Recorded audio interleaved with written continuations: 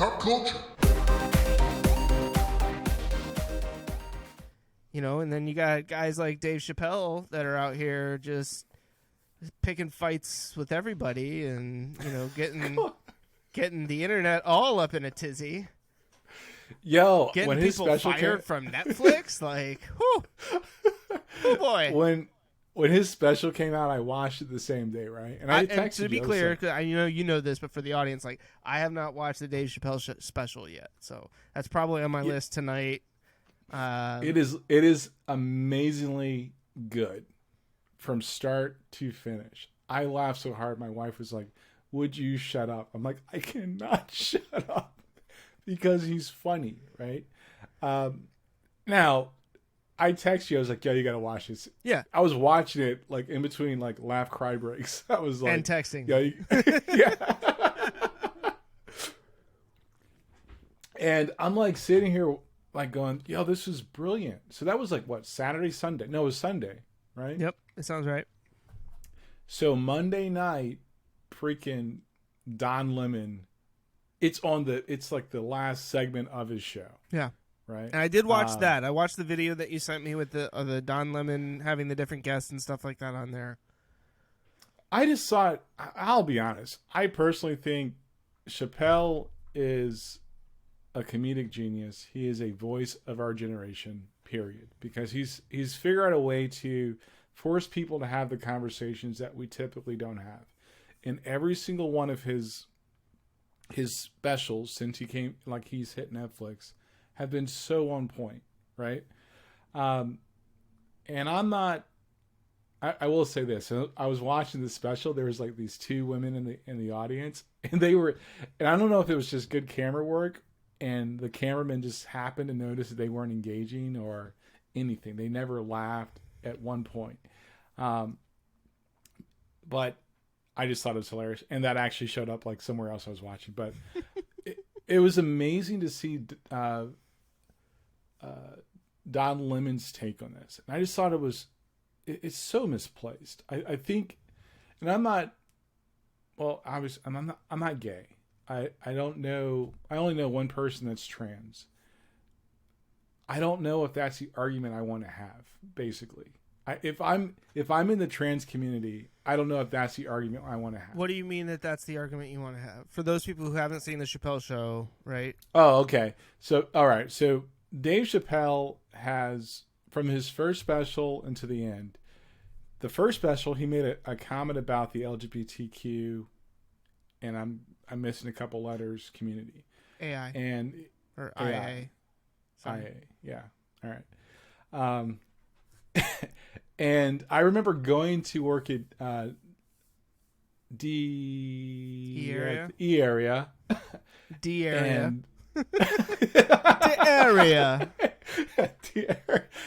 And I was like laughing about it, and there was two people particularly got pissed at me for laughing about it. I'm like, I thought it was funny. Well, how can he say this about trans people? I'm like, he wasn't making fun of them. He was making fun of situations he's been in around people that are trans.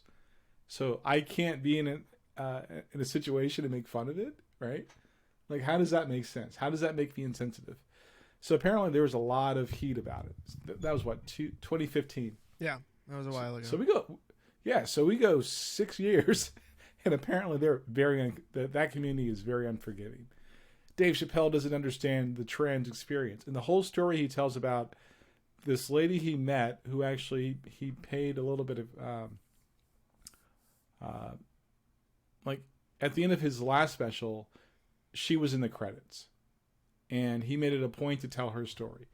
And I was like, yo, that's dope, right?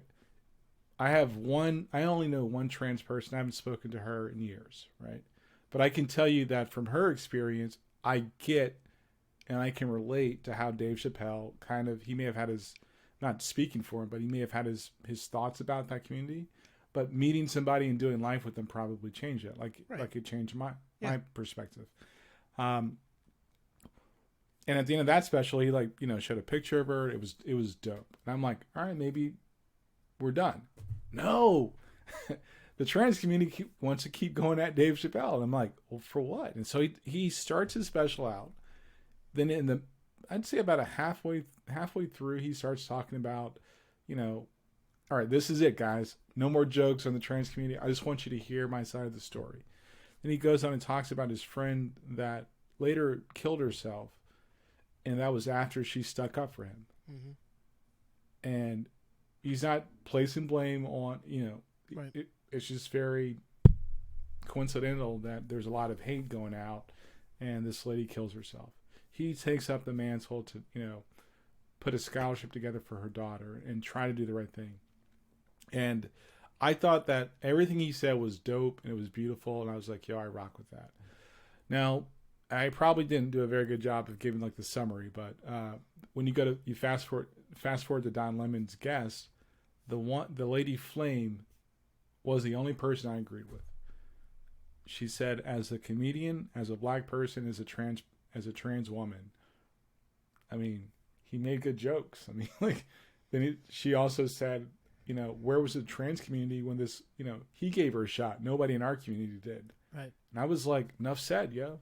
Like, yeah, that was the thing that moving. really stood out from that interview, that specific guest, when she was talking about the trans woman that he allowed to open for him. I shouldn't say allowed, but gave the opportunity to open for him. And it's not like, that's not something that everybody gets the chance to do, right? Right. And if he was such an enemy of that community, would he have done something of that? And I think, I do agree that when it comes to comedy, comedians are more likely to say stuff that you wouldn't say, in general conversation, but because it's done in a joking manner, like it's I don't know, it's like this frankness that we tend to avoid otherwise, right? In a lot of other social situations. Well, most people, I don't. Yeah, most people. I will say, like, when the first couple of Netflix specials hit back in 2015, and I got to the portion of the show where he started kind of ragging on bisexuals and other, like, parts of the LGBTQ community, including the trans community, I did not particularly find that funny. Like, that, for me personally, I didn't watch it and go, well, I'm never watching Dave Chappelle again. But me personally, I was kind of like, come on, Dave. Like, I think you can do better than that. Like, it seemed, to me, they seem like easy jabs at a community that has taken a lot already. And not to say that Dave needs to live up to my expectations. I just kind of was like, I think Dave Chappelle can write better content than that. Now, again, I have not watched the new special yet, and from what you've described, it doesn't sound as much as it's like jokes as it is explaining a situation. I've seen bits and pieces. I don't really want to talk about any of that specifically, just because I don't have the context of the rest of the special, right, to be able to see it. And so I know there's the stuff where he's talking about TERFs, and he's like, I'm a TERF, but I don't know if that's done in like a semi-joking manner, or, what the rest of the context is around that. Well, I look at Dave Chappelle as, so here's my journey with Dave Chappelle. When the Chappelle show was on, my kids used to watch it, the older two boys. And I watched one episode, and that was it. I was like, yo, you're selling out, right? You sold us out for some change, and I just can't rock with you. Mm-hmm. I used to not like Chris Rock for some of the same reasons. Yeah. But as, when he left, and I was like, well, that's weird. When he came back and explained why he left, I was like, yo, I respect that, right? So everybody has the opportunity to change, right? And I think with his... And I think the thing that people struggle with, and I'm going to make a generalization, but tell me if I'm right or wrong, okay? I think for white people, the first thing you hear when he goes down that road of the LGBTQ community is they're not a target. Like, but I can also tell you in that same special, he made a very good point. It's not the same as the civil rights movement. And that was the underlying theme that a lot of, from people I've talked to, a lot of non-whites have said that was the point I really click with. Sure. But my white friends and my white people, like, it's like those aren't the same argument. Like, if you listen to the whole set, right? If you listen to where he started and where he ended, that's not what it's they like land on. Right, that's not the thing that the white folks pick up on. Right. Yeah. Kinda, yeah, and I mean, I think that makes a ton of sense, right? Like, as a white person, I've never had to go through any sort of civil rights, like, fight. I've never had my civil rights taken away from me, or had to do anything really in order to exercise them. And I do think that you're right that it's not the same, right? Like, trans people have, the ability to vote. They have the right to go out in public and all this. It's not the same as like segregation and civil rights and all of those. It's a different fight, right? And I think it is it is like, I don't want to say that it's any less or more. It's important. Right? It's super. Exactly. It's important. Like, it's an important battle that is going on right now. But yeah, I think the point shouldn't be comparing and contrasting the different struggles that we've all had to go through, right?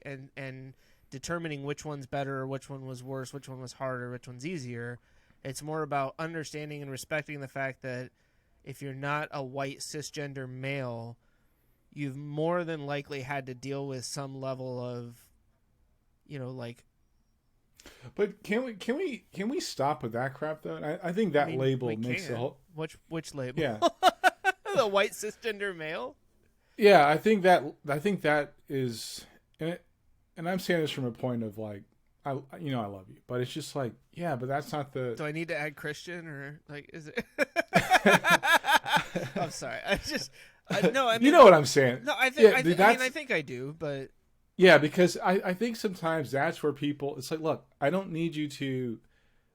I don't think any marginalized group needs you to recognize that the cards are probably not stacked against you, right? Sure. Can't we just agree that right is right and wrong is wrong? Yes. And I think that's where I think they're like at the time of that first special, that was a lot of the press. It was a lot of the predominantly white LGBTQIA members that were saying this is like the civil rights movement, and you got a bunch of black people going, no, it ain't. Right.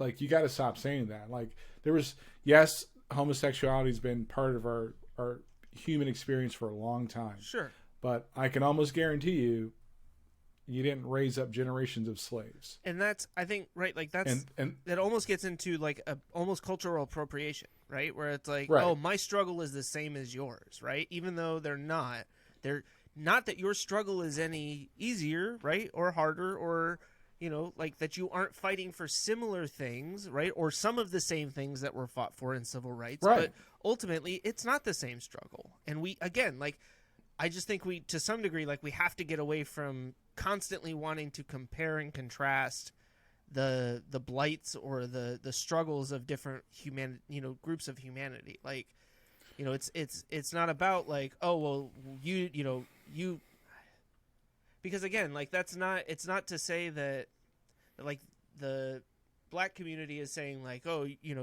you're full of shit, like, you've got it super easy, but it's more just like, you guys don't have to make it seem like it's on that same level. I think those of us who understand the difference between right and wrong, right, want you to have equal rights.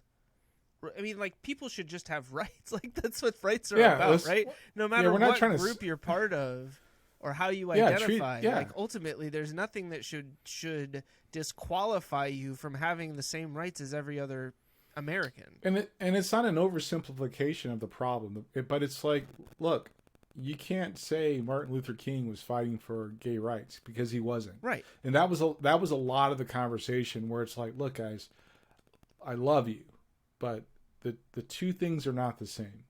And because even within your own community, like, some of you are racist. So it's like it's like, well, so that was one of the interesting things I thought about the first guest that was in that video that you sent me from Don Lemon, where she was talking about, she was not in favor of Dave. She was not supportive of Chappelle in his special, in large part because she felt like he was, and again, this is with me not having seen it, so I'm not saying that she's right or wrong on this part, But her comment was that he was basically ascribing the LGBTQ experience to white people and not necessarily taking into consideration that there is a large portion of that community that is not white, right? So, but that's, and again, that's I don't know like, if that's yeah, but that's accurate, but that's kind of what she did. And I here's what I keep going back to. I remember the first Women's March, especially when Trump was elected, right? With the pink hats, right? Pink hats, and everybody for the most part was blonde hair, blue eyed. I'm like, yeah, but you're not worried about other women? Please don't tell me that that your first world female problems are the same as somebody that's non-white. Please don't tell me. Don't sit here and tell me that. Like, unless you're trying to help other women like have an equal playing field, your argument's stupid to me. Sure. And I guess I am a feminist, but I'm not like I'm not an American feminist, right? So my daughter talks to me a lot about this, right? Because she gets really sick of the feminist movement. She's like, yeah, but Dad, in the Middle East, women can't go to school. They can't drive a car, and we have women over here complaining about, and she goes, pretty much white women complaining that $80,000 a year isn't enough for me, but not one of them have ever turned around to help the woman that's got like barely making on $26,000 a year. Right. So I know that's a rough assessment, and again, not a woman. I can tell you as a person that doesn't have the same hand dealt to them like everybody else, or a good majority of people in this country. Yeah, you got to focus on the main thing. You can't be focused on the dumb shit.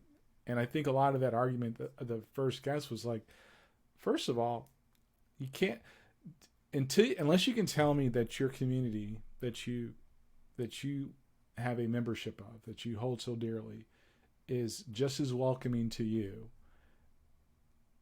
as you would like them to be, aside from your race, or including your race, right, then I don't want to hear it. No, and I mean, like, I think that the trans community and the LGBTQIA community has its own issues to deal with in that regard, right? I mean, like, they're getting ready to basically drop the L from LGBTQIA. Really? Well, because, and this is where, like, I think a lot of this stuff starts kind of boiling up, right? This talk about TERFs, right? So basically, there is a group, and I mean, there's a percentage of straight, cisgender women who feel like the trans community, specifically males who are converting to female, trans women, are co-opting like the rights of women, or like what it means to be a woman, from a like sex, not like intercourse, but from like the sexes standpoint. And I think more to the point, it's like, I mean, like, look, I have struggled to understand this at times, right? Like, this is not something that I want to pretend like I'm some sort of expert on this. My opinion is constantly evolving as I get new information about this, but I think there is. But you see my point? Yeah, I do. Like, I'm sorry. I do. Like, I'm just... I understand exactly, but that's like. I don't know. Like, to some degree, I see your point, but at the same time, it kind of feels like, well, don't expect me to be nice to you if your neighbor isn't going to be nice to you. And it's like, that's well, not what I'm saying. Maybe my neighbor's it's like, just an asshole. Or maybe like those in glass houses, right? Sure. It could be just as simple as that. It's like, look, I respect what you're saying, but for example, the first guest, it's like, yeah, I hear you, but please don't ignore the fact that what he's actually saying in the context, right? He was saying, like, basically, yeah, but they're racist also. Like, just as soon call you a nigger bitch as anybody else. Like, so that's basically what I'm saying. It's sure. Like, I don't want to pretend like I can ignore that fact. Look at the Tiger King is gay and racist. Yeah. So please don't tell me there's not they're more. not mutually exclusive. Like, right. believe So me. it's like he made the point of, it's like, look, and I agree with this, and I believe this. It's like, look, I don't want to take away from your experience. I don't want to ignore the things that you've gone through and struggled through, but on that, we're on the same footing. But the one-upmanship that you're trying to perpetrate, the fact that for some reason your rights are they don't get diminished at on a daily. It doesn't happen with that community. Now the oopsie moments like bathroom bills and things, those are few and far between, to be honest with you. And I always feel this way. It's like, at the end of the day, and take it for what it's worth, a person can hide their sexuality in plain sight. And it happens all the time. I can't hide not being white. Right. So let's just call a spade in that area. And let's just say, okay, if these things are true, let's help each other to be in a better situation for equal rights for everybody, not just for one group. Or I don't want to fight for women's rights. I want to fight for rights for people. I don't want to fight for, just black rights. I want people to be treated fairly in general. Yeah, black lives don't matter. All lives matter.